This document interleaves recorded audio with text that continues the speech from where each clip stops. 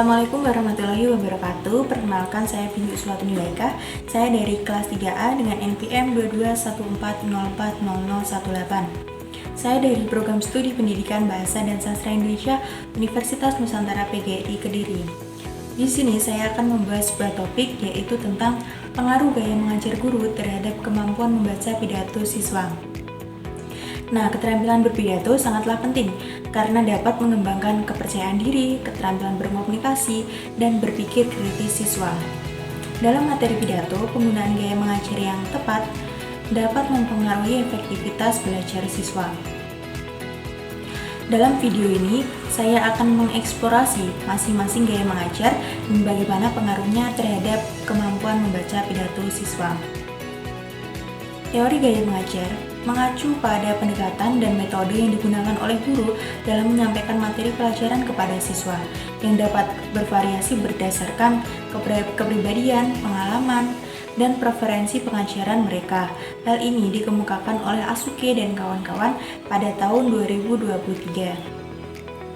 Gaya mengajar ini bisa bersifat langsung, di mana guru memberikan instruksi secara eksplisit, atau lebih interaktif, di mana siswa dilibatkan aktif dalam proses pembelajaran melalui diskusi, kerja kelompok, atau proyek. Gaya mengajar ini dapat dibagi menjadi 3, yaitu gaya kolaboratif, gaya individual, dan gaya inquiry. Nah, untuk yang pertama, saya akan membahas gaya kolaboratif. Gaya kolaboratif adalah gaya mengajar dengan cara menciptakan suasana di mana siswa merasa nyaman untuk berinteraksi dan belajar satu sama lain. Dalam gaya mengajar kolaboratif ini, guru mendorong siswa untuk kerja kelompok, diskusi, atau proyek bersama. Nah, ciri-ciri dari gaya kolaboratif ini yaitu siswa belajar melalui interaksi dengan teman. Artinya, dalam gaya kolaboratif, proses belajar terjadi melalui diskusi, kerja kelompok, atau aktivitas yang melibatkan interaksi antar siswa. Mereka saling bertukar informasi, berbagi pandangan, dan belajar dari perspektif teman-temannya. Kemudian, gaya kolaboratif ini menekankan kerjasama dan berbagi ide. Jadi, gaya kolaboratif ini mendorong siswa untuk bekerja sama dalam menyelesaikan tugas atau memecahkan suatu masalah. Selanjutnya, gaya mengajar kolaboratif ini memiliki pengaruh terhadap keterampilan berpidato, yaitu yang pertama, melatih siswa untuk berbicara dalam kelompok dan berdebat. Latihan berbicara dalam kelompok memungkinkan siswa untuk belajar berbagi pendapat dan mendengarkan sudut pandang orang lain.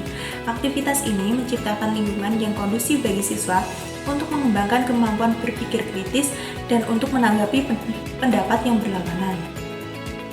Debat juga memberikan pengalaman praktis bagaimana berbicara dengan nada, diksi, atau struktur yang dapat mempengaruhi audiens. Kemudian yang kedua, mengembangkan kemampuan menyampaikan pendapat secara koheren.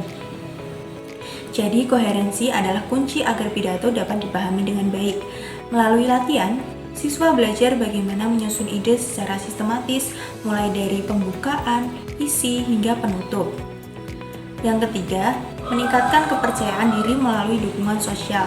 Partisipasi aktif dalam kelompok memberikan pengalaman emosional yang berharga. Siswa merasa didukung oleh teman-temannya ketika mereka menerima apresiasi atas usaha berbicara di depan publik.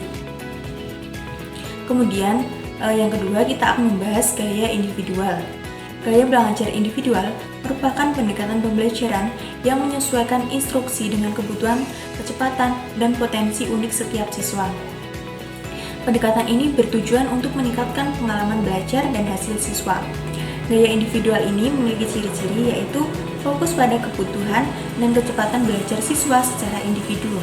Artinya, pendekatan ini menyesuaikan pembelajaran dengan keunikan masing-masing siswa seperti gaya belajar, tingkat pemahaman, dan minat mereka. Kemudian, siswa juga bertanggung jawab atas pembelajarannya sendiri. Jadi, dalam gaya ini, siswa didorong untuk bersikap mandiri dan mengambil inisiatif dalam belajar, seperti mengatur waktu, mencari sumber belajar tambahan, dan berlatih secara mandiri. Selanjutnya, gaya individual ini memiliki pengaruh terhadap kemampuan membaca pidato siswa. Yang pertama, melatih siswa untuk mempersiapkan pidato secara mandiri. Ketika siswa mempersiapkan pidato secara mandiri, mereka diberdayakan untuk mengambil tanggung jawab penuh atas materi yang akan disampaikan.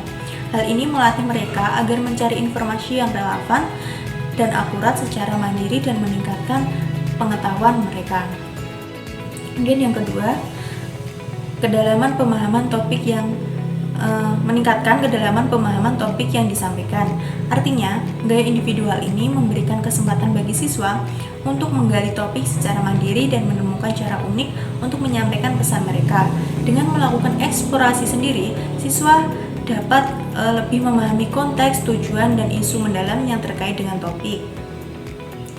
Kemudian yang ketiga, saya akan membahas tentang gaya inquiry. Gaya mengajar inquiry adalah metode pembelajaran yang mendorong siswa untuk aktif bertanya, mencari informasi, dan menemukan jawabannya sendiri. Metode ini sangat bermanfaat untuk meningkatkan keterampilan membaca pidato siswa karena melibatkan pemikiran kritis dan kreativitas. Gaya inquiry ini memiliki ciri-ciri, yaitu siswa diarahkan untuk mencari dan menemukan jawaban sendiri dari pertanyaan yang diajukan. Artinya, siswa tidak hanya diberi informasi tetapi diarahkan untuk mencari jawaban sendiri dari pertanyaan atau masalah yang diajukan oleh guru. Contohnya itu, ketika siswa tidak diberi teks pidato atau jawaban instan dari guru, tetapi mereka malah diajak untuk mencari tema, topik, atau informasi yang relevan untuk menyusun materi pidato mereka sendiri. Kemudian, pembelajaran berfokus pada proses berpikir secara kritis dan analitis. Artinya, siswa dilatih untuk mengevaluasi informasi yang mereka temukan sebelum memasukkannya ke dalam pidato. Mereka belajar mempertanyakan keabsahan sumber, memilih argumen, dan mengeliminasi informasi yang tidak relevan. Selanjutnya, gaya inquiry ini memiliki pengaruh terhadap kemampuan membaca pidato siswa, yaitu yang pertama, siswa dapat belajar membangun argumen berdasarkan fakta. Melalui inquiry, siswa belajar mencari informasi dan data yang mendukung pendapat mereka. Hal ini dapat membuat pidato mereka lebih terstruktur, logis, dan berbobot karena didasarkan pada fakta. Kemudian yang kedua, meningkatkan kemampuan berpikir analitis dalam menyampaikan ide. Metode inquiry memberikan ruang bagi siswa untuk berkreasi, misalnya melalui gaya bicara, pilihan kata, atau penggunaan contoh menarik, sehingga pidato mereka lebih menarik perhatian audiens. Baik, itu saja yang dapat saya sampaikan. Apabila ada kurang lebihnya saya mohon maaf. Terima kasih. Wassalamualaikum warahmatullahi wabarakatuh.